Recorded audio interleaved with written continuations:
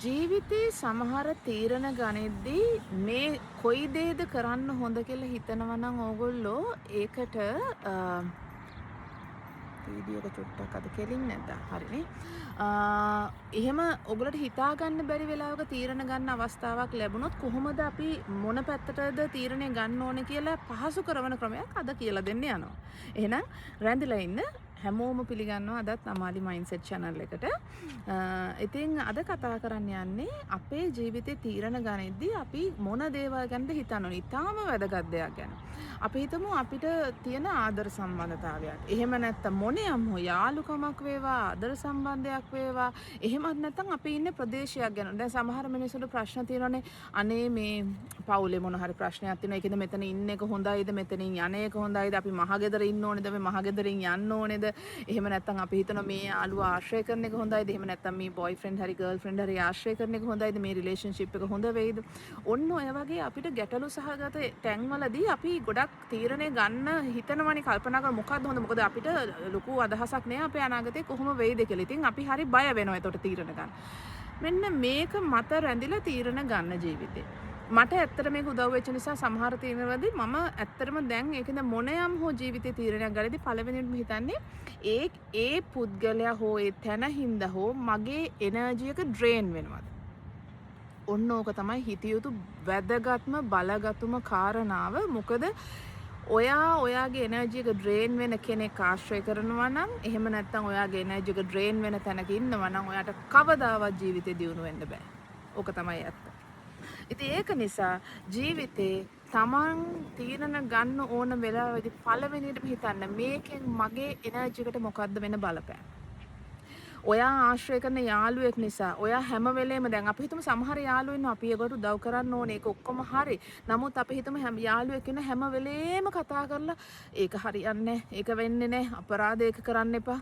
හැමදාම නෙගටිව් පැත්තට කතා කරනවා. වගේ යාළුවෙක් වගේ පෙම්වතෙක් හෝ කවුරු හෝ වේවා එහෙම කතා කරනවා නම් එතනින් වහාම ඉවත් වෙන්න. වහාම අයින් කරන්න. මොකද ඔයාගේ එනර්ජි එක ඩ්‍රේන් කරනවා කියන්නේ ඔයාට කවදාවත් අර හොඳ විදියට හිතන්න ඔයාගේ තව ඇඟේ තියෙන ශක්තිය වැඩි කරගන්න වෙන්නේ නැහැ. අන්තිමට වෙන්නේ ඔයත් නෙගටිව් වෙලා ඔයාට ජීවිතේ දිනන්න ඕන තැන් පවා ඔයාගේ ජීවිතේ ඔයා කඩා වැටෙනවා.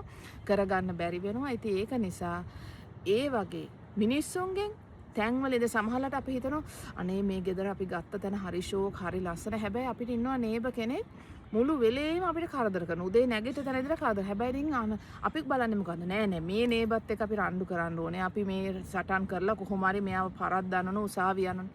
මොකටද? මේ තැන හොඳ බව ඔක්කොම හරි. නමුත් ඔයාගේ එනර්ජි එකනේ ඩ්‍රේන් කරන්නේ. ඊට වැඩිය හොඳ නැද්ද? අනේ ඒ නේබර්ගේ පාඩුවේ ඉඳ දීලා ඔයා මේ තැන විකුණලා වෙන කොහෙට හරියන්නේ. සමහරලාට මිනිස්සු මාත් එක්ක ඔය එතනදී ආගිව් කරන්න පුළුවන්. එහෙම ගිහලා එතනත් එහෙම ප්‍රශ්නයක් වුණොත් කියලා. ඉතින් ඒක එහෙම වෙන්න පුළුවන්. මම ඒක නැහැ කියන්නේ නෑ. නමුත් අර ඉතාලම අය කියන්නේ බොහොම භයානක විදියට ඔයාගේ එනර්ජි එකට හානියක් වෙනවා නම් මං හිතන දේ තමයි එතනින් ඉවත් වීම තමයි හොඳ. එතෙන් ගිහලා තව තැනකත් ඒක වෙනවා. එතනොත් ඉවත් වෙන එක තමයි හොඳ. හැබැයි ඉතින් හැමතැනම එනර්ජි නරක වෙන්නේ නැහැ.